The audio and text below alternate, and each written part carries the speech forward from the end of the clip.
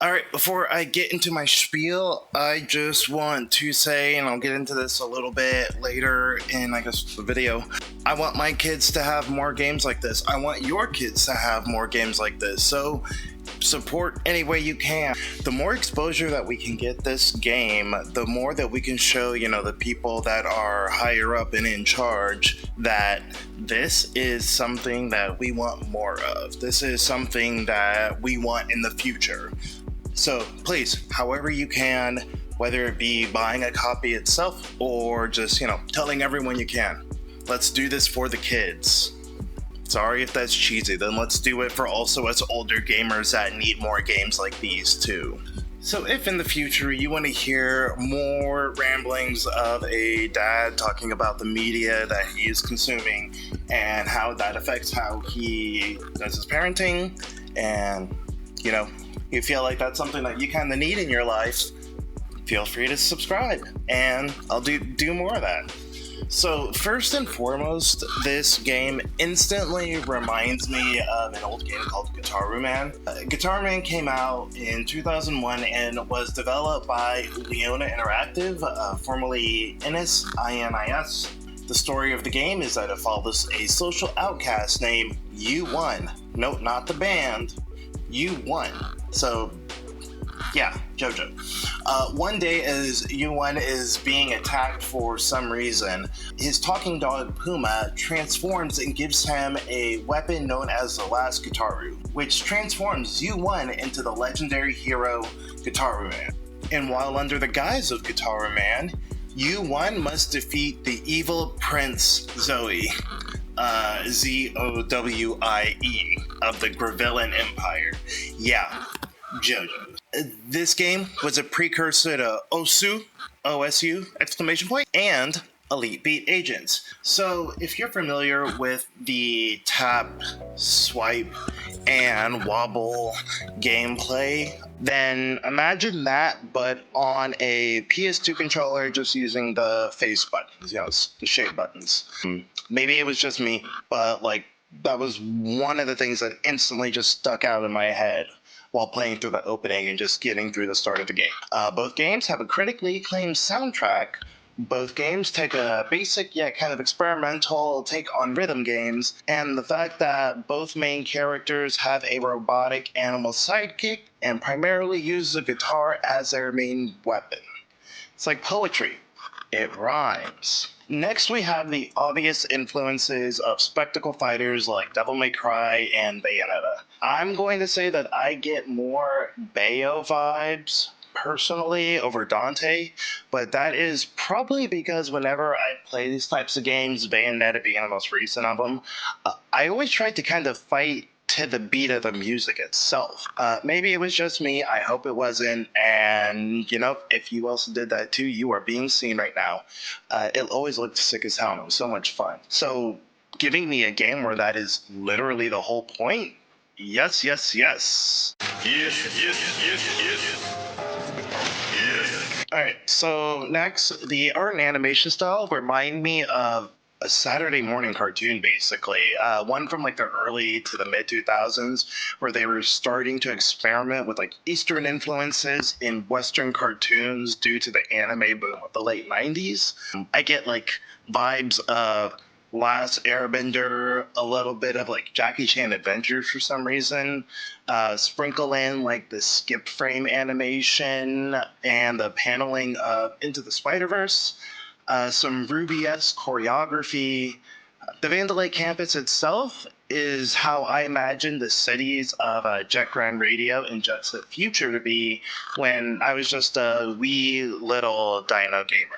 As you can see from my Abed-esque rambling of media and references, Hi-Fi-Rush hits a lot of nostalgia buttons for me, and a lot of older boomer gamers like myself. The game itself is a weekend play. Average game time, 10 to 12 hours, which is why I feel pretty good on giving my thoughts so early into the game right now. 4 hours into it, I'm about a third of the way through. the whole surprise release of this game and the fact that it's a level-based A to B game with no microtransactions or extra downloadable content so far, and giving you additional content after beating the game the first time through, you know what it reminds me of? It reminds me of when I would go to Blockbuster with my mom, and since games media was like nowhere near as big as it is now, we didn't have the proliferation of social media, it wouldn't be uncommon to just walk into the store one day and see a whole bunch of new games that you never heard of. You would, walk past the lobby, walk past all the romantic movies that you didn't want to look at, walk past the Pokemon Snap booth that let you print out the pictures from Pokemon Snap, and you would just kind of sit there and look at the games and just had to hope to God that whatever you picked based on just the cover and the description and maybe whatever the Blockbuster person decided to type in the little insert, you had to hope to God that it was worth your time, because more often than not, when you went to return that game and get it like a week or two later after someone else has played it, your save was gone. The N64 days, so very, very, very long time ago. But I digress. To me, Hifirush is a blockbuster game in the best possible way. It's a game that I can play the ever-loving crap out of over the course of a weekend because everything about it is just so much fun. To quote fellow, not only Kansan, but fellow Johnson Countyan, Dan Reichert, formerly of Giant Bomb, still of Giant Bomb, I don't know. It's a video game as video game. And that's what I need right now. I kind of need a break from all my grimdark seriousness games and from my 100-hour RPGs. I need something where I can play for like an hour or two and know that I made substantial progress to it in that short amount of time. How much does it suck when you come home from like a long day of work? You want to just play like a little bit of video games just so you can decompress and mentally prepare yourself to go to bed and then wake up and do all of it again the next day. And you boot up the game and you realize, oh crap, I'm stuck on that boss that I couldn't beat. Or, oh crap, I have to do this really, really long quest where it's basically just a fetch quest. Or I'm just getting a little bit of gold. Yeah, and that's kind of defeating because at that point it's almost like, what's the point? So to have a game that I can just go in and mess around for an hour or two and still, do like 10 to 20% of the main story itself, that's perfect. And I need more games like that. So please, if you have any suggestions, please put them in the comments below. Back during those Wild West blockbuster times, I thought that we would have more games like Hifirush when I was as old as I am now. More fairly priced, AA&a single player games that focus more on replayability and just kind of get self-improvement and getting that little bit of a higher score over things like collecting skins and leveling up battle passes just to make number go up. I'm glad that there is starting to be a lot more of a focus and a lot more attention being brought to more of these single player games.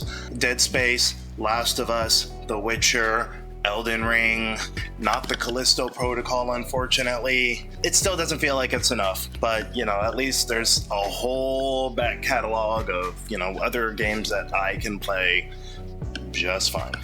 And speaking of back catalog, I will say thanks to Game Pass and the proliferation of the internet as it is today in the year of our Lord 2023, it seems like there is some hope, but I'm not calling it an old school renaissance yet until I see the proposed Game Pass family sharing account.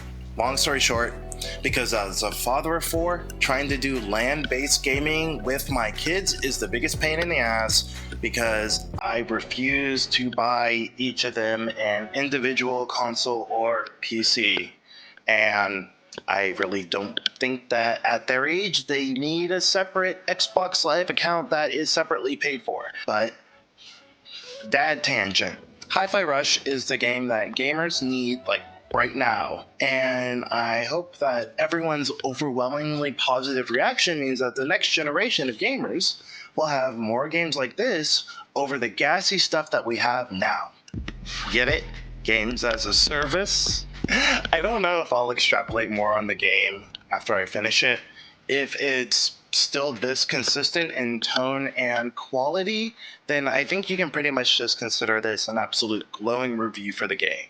If I have a follow-up, it's probably going to be because something happens in the game that I feel like I just need to go on about. So until then, we'll see. But you know what? You made it to the end of the video. Thank you. Obviously, I was just so inspired by this game that I just kind of wanted to write something and get my thoughts out, and yeah, I guess for once be a part of the discourse. Thank you for watching this. I'm trying to be better. I'm getting everything brushed up. I hope everything looks better. So what I was actually working on before I felt the need to start working on this Hi-Fi Rush video was actually something that was XCOM adjacent. And that's what I'll say now. If that sounds interesting, don't forget to like, subscribe, hit the bell, leave a comment, share with your friends, do all the YouTube things, small channel support. I don't know.